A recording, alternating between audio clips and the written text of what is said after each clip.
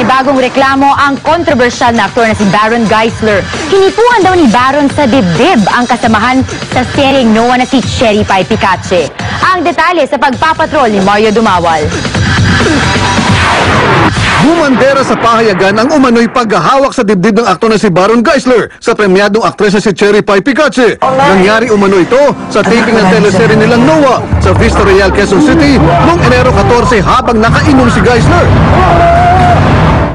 Sa official statement, ibinulalas ni Picache at ng manager niya si Ed Estrella ang matinding kahihiyan at tensyon na sinapit ng aktres sa malisyosong aksyon ni Geisler. Dasal nilang hindi na ito mangyari uli at maproteksyonan ng iba pang daga-industriya. Formal na rin nilang hiniling ang pagsisiyasat mula sa Professional Artist Managers Incorporated o PAMI, ang umbrella organization ng talent managers, kung saan kabilang ang manager ni Baron na si Arnold Vegafria.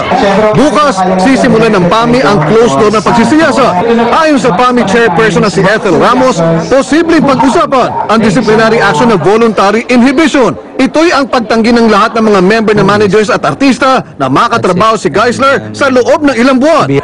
Giit naman ni Vegafria, huwag sanang husgahan agad si Geisler. Dapat daw munang makita ang video kung talagang sinadya ang paghawak sa maselang bahagi ng katawan ni Picache. Napagpasyahan naman ng ABS-CBN management na tanggalin na si Geisler sa Noah.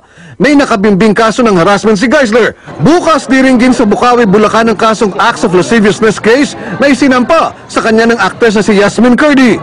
Bukod pa ito sa kasong sexual harassment na sinampa ng anak ni William Martinez na si Patricia Martinez. Kaugnay ng pababastos umano ni Geisler kay Martinez sa bar noong April 2008. Una nang nalantad ang kahinaan sa alkohol ng aktor nang pumasok siya sa Pinoy Big Brother Celebrity Edition. Gusto ko kang good boy, good image. Tiniyak naman ng manager ni Baron sasailalim ang aktor sa rehab simula ngayong linggo para ganap na makapagbagong buhay. Mario Dumawal, Patrol ng Pilipino.